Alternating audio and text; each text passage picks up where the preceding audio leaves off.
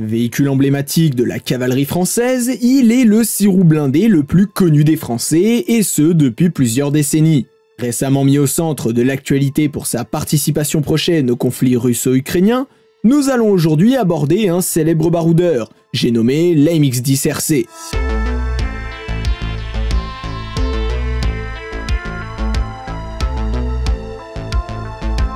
Conçu au début des années 70 sur demande de l'armée de terre, il vise à remplacer l'EBR, ou engin blindé de reconnaissance. Son histoire commence en 1961. AMX et APX travaillent alors de concert sur un véhicule nommé ERAC, pour engin de reconnaissance amphibie de combat. Entre 1961 et 1963, celui-ci va effectuer de multiples tests de mobilité sur tout type de terrain. Boueux, sec, sablonneux, ainsi que de flottaison dans des canaux et des lacs. La forme de son châssis et son faible poids, oscillant entre 6 tonnes et 8 tonnes, vont lui permettre d'acquérir cette flottabilité. Armé dans un premier temps d'un canon de 90 mm CN90 F1, déjà présent sur l'AML 90, il sera par la suite doté d'un canon de 105 mm D739 dans une tourelle expérimentale. Il mènera de nombreux essais de tir, mais ceux-ci ne seront pas jugés concluants, la précision étant tout juste acceptable et la pénétration de l'obus médiocre. Le projet sera donc arrêté à la fin de l'année 1963. Un autre projet similaire, nommé ECA pour engin de combat amphibie, subira exactement le même sort. Ces deux véhicules seront la genèse de ce qui deviendra le 10 RC dans un futur proche. Bien que simples véhicules d'études, ceux-ci auront malgré tout joué un rôle pour le futur. Quelques années passent et en 1970, le souhait de remplacement des EBR est exprimé. Ceux-ci commencent à être vieillissants avec près de 20 ans de service dans l'armée de terre et ne correspondent plus aux standards d'armement de l'époque. La même année, l'AMX-10P commence sa phase de conception. Destiné à un rôle de transport de troupes et de soutien d'infanterie, il ne vise pas le remplacement des EBR. Vient alors une idée aux ingénieurs d'AMX de l'époque. Serait-il possible d'exploiter les travaux de conception sur l'AMX-10P, ainsi que ceux effectués quelques années auparavant sur l'ERAC, pour concevoir un véhicule permettant le remplacement de l'EBR. Ce choix sembla prometteur et la même année, le programme de conception de l'AMX-10 RC fut lancé. Le cahier des charges émis par l'état-major de l'armée de terre se résume en 5 points. Une silhouette basse, un canon de 105 mm issu des travaux de l'ERAC et nettement amélioré, un système de conduite de tir perfectionné, une très bonne mobilité en tout terrain et une capacité amphibie sans préparation. Ce cahier des charges présente ses avantages et ses inconvénients. La capacité amphibie fera de lui un véhicule très polyvalent et léger, mais également très fragile et donc peu blindé. Une obligation pour obtenir une capacité de flottaison sans préparation. L'espace intérieur sera également optimisé afin d'obtenir une silhouette basse, rendant celui-ci plus exigu pour les membres d'équipage. Après, ce point est à relativiser lorsqu'on parle de blindés, car ceux-ci ne sont pas conçus pour être spacieux. Les travaux de conception commencèrent en septembre 1970 et en juin 1971, le premier des 3 prototypes vit le jour. Les prototypes seront des véhicules à 6 roues et prendront l'appellation AMX-10 RC. RC ne signifiant pas de reconnaissance et de combat comme beaucoup le pensent, mais tout simplement roue canon. Cette appellation permettra de les différencier des véhicules à chenilles de la famille des AMX-10. Ces premières versions sont ma foi plutôt rustiques, mais présentent un avantage certain sur le plan mécanique, car de nombreux composants sont issus de la MX-10P, en particulier le moteur, le convertisseur, la boîte de vitesse et le différentiel de direction. Le véhicule sera également NBC pour nucléaire, biologique et chimique. L'armement est composé du canon de 105 mm CN105 F2 Mecha de 48 calibres. Un canon à basse pression normalisé autant, disposant pour l'époque uniquement d'obus à charge creuse, d'obus explosifs à fragmentation et d'obus fumigènes. Ce canon sera intégré au sein d'une tourelle expérimentale couplée à une mitrailleuse AAN F1 de calibre 7,62 mm. Cette même tourelle expérimentale, fabriquée à 4 exemplaires et présente sur les 3 prototypes, prendra déjà les lignes de la tourelle de série. La spécificité innovante du 10 RC sur le plan de l'armement sera la fameuse conduite de tir Safran M401 Kotak. Kotak signifiant conduite de tir automatique pour char.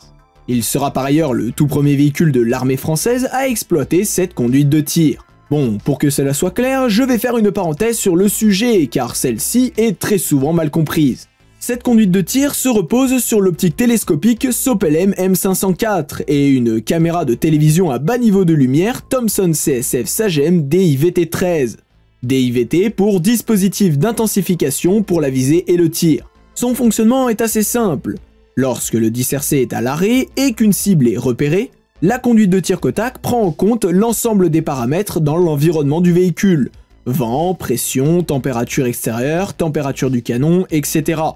Puis calcule la trajectoire permettant au tireur de toucher au but dès le premier obus. En matière de motorisation maintenant, celle-ci sera assurée par un Renault V8 Hispano-Suiza 115 développant 260 chevaux, distribué à travers 6 roues motrices. La boîte de vitesse JAT-RE 4AD60 le dotera de 4 vitesses en marche avant et 4 vitesses en marche arrière.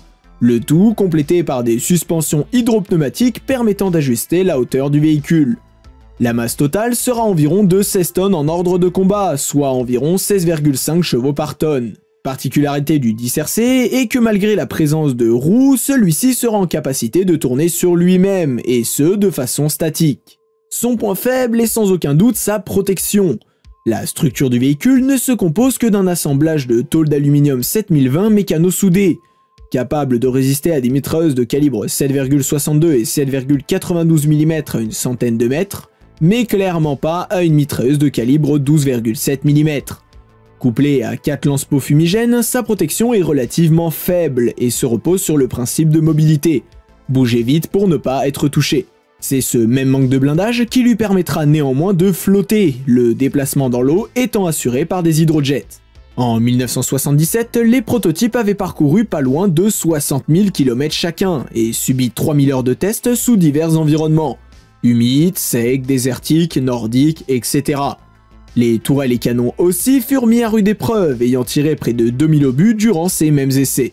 Avant même la fin des tests, l'armée française avait commandé en 1976 une vingtaine de ces véhicules pour équiper le 9e régiment de hussards basé à Provins. Ces mêmes véhicules subiront des modifications de fiabilité sur le moteur et la tourelle qui prendra officiellement l'appellation TK105.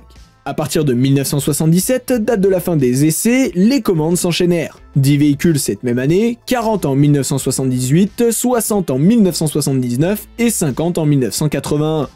Fin 82, 337 véhicules étaient livrés et en service au sein de l'armée française. En 1983 et 84, les dispersés sont déployés pour la première fois en opération extérieure, ou OPEX, durant l'opération Manta au Tchad. Jusqu'en 1991, le dispersé subit des améliorations de motorisation, d'optique et de munitions. À partir de 1983, le moteur n'est plus un Renault HS 115, mais un Baudouin 6F11 SRX développant maintenant 280 chevaux. En 1995, l'ensemble du parc des AMX-10 RC se voit doté du moteur Baudouin, suite à un programme de revalorisation. Le frein de bouche du canon est changé en 1987 avec l'introduction de l'obus flèche OFL 120F3. L'optique, jusque-là une caméra de télévision à bas niveau de lumière TVBNL, est remplacée par une caméra thermique DIVT-16 Castor de chez Thales, aussi en 1987. Alors Castor, vous vous en doutez, ce n'est pas l'animal, on aime juste bien les acronymes un peu bizarres en France. Castor signifie caméra standard thermique d'observation et de reconnaissance. Nous voilà maintenant en 1990 et l'opération Daguet est sur le point de débuter. Le dispersé est mobilisé au sein de cette opération, il est donc décidé de le renforcer à la hâte. Un blindage supplémentaire de 10 mm est ajouté sur la partie frontale du véhicule et certains se verront dotés des premières versions du système de brouillage infrarouge RL. Durant l'opération Desert Storm, les équipages de dispersés se feront remarquer pour leur rapidité et leur efficacité. Suite à la première guerre du Golfe, un programme de rénovation des AMX-10 RC est établi. Ce programme vise à maintenir les dispersés en service jusqu'en 2020-2025. Nommé AMX-10 RCR pour roue canon rénové, il intégrera une nouvelle optique thermique DIVT-16C, une fiabilisation de la motorisation, une modernisation de l'électronique embarquée et des systèmes de communication, le remplacement des hydrojets par des coffres de l'eau de bord, et 8 lanceurs Galix DEREC maintenant situés sur l'avant de la tourelle en remplacement des 4 anciens DEREB. Un surblindage espacé de 10 mm d'épaisseur sur les flancs et la partie avant du véhicule sera également installé. Ce surblindage fera par ailleurs perdre sa capacité de flottaison au dispersé, le véhicule pesant maintenant 17 tonnes. Attention toutefois, car certains 10RC classiques disposaient déjà du surblindage avant leur rénovation en RCR. Sur le plan international, le 10RC aura vu plusieurs conflits. La guerre du Golfe, l'Afghanistan et plus récemment le Mali et bien sûr l'Ukraine dans les prochaines semaines. Pour ce qui est du théâtre ukrainien, soyons honnêtes, le 10RC ne sera pas un game changer. Ce qui signifie que son impact ne sera pas des plus importants et ne changera pas le cours de la guerre. Néanmoins, il reste un véhicule blindé doté d'un canon de 105 mm, relativement mobile et polyvalent. Il est en mesure de détruire des blindés adverses à l'aide de ces mêmes armements. Cependant, il sera sans doute utilisé pour du soutien appuyé d'infanterie. La présence du 105 mm équipé d'obus explosifs à fragmentation permettant d'avoir une force de frappe identique à celle d'un char, mais de façon bien plus mobile et bien moins coûteuse. Sa conception relativement légère et à 6 roues devrait lui permettre de se débrouiller relativement bien dans la Rasputitsa. Bien mieux que le VAB qui s'est spécialisé dans le drift.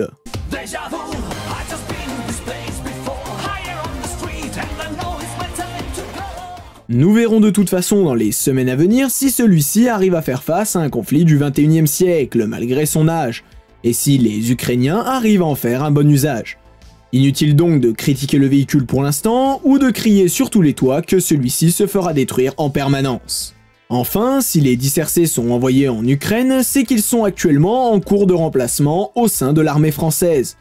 Les EBRC ou Jaguar sont actuellement mis en service au sein des régiments au fur et à mesure de leur production. En matière d'export, seuls 2 pays en feront l'acquisition. Le Maroc en 1981 avec 108 exemplaires et le Qatar en 1994 avec 12 exemplaires. Il existera également de nombreuses variantes de la MX-10RC tout au long de sa vie. La MX-10C Javelot, développée en parallèle de la version à roues, dotée de la tourelle et du canon du 10RC mais sur un châssis chenillé d'AMX-10P, le C signifiant canon. La MX-10RC TGR, un AMX-10RC avec un canon de 105 mm Rheinmetall RH105-20 SLR, le 10RC et RCR TML doté de la tourelle TML dérivée de la TK105 d'origine du 10RC et équipé d'un surblindage et du système Galix. Un second 10RC doté cette fois-ci de la version late de la tourelle TML sans Galix mais stabilisé. La MX-10 RAC optimisée pour la reconnaissance, la MX-10 RAA, une version anti-aérienne avec une tourelle bitube de 30 mm, enfin la MX-10 RC KBCM dotée d'un système de brouillage semblable au Shtora russe, et la MX-10 RC Sépare pour système de protection EI pour AMX-10 RCR, destiné à la lutte contre les engins explosifs improvisés et qui sera notamment utilisé en Afghanistan et au Mali. En conclusion, l'AMX-10RC est-il un char? Ma réponse va être très simple, non, l'AMX-10RC n'est pas un char. Bien que celui-ci rentre dans les critères du traité de l'Europe des forces armées conventionnelles, il n'en est absolument pas un. Celui-ci stipule que, je cite, « Les chars de bataille sont des véhicules blindés de combat à chenilles qui ont un poids à vide d'au moins 16,5 tonnes, et qui sont armés d'un canon d'un calibre d'au moins 75 mm pouvant tourner sur 360 degrés. » En outre, tout véhicule blindé de combat à roues mis en service et répondant à tous les autres critères submentionnés est également considéré comme un char de bataille. La subtilité est que ce traité n'est valable que pour les véhicules n'ayant pas reçu de blindage supplémentaire. Pour faire très simple, si le véhicule est né engin, ce qui est le cas du 10RC, il le restera peu importe la masse de surblindage qui lui est ajoutée.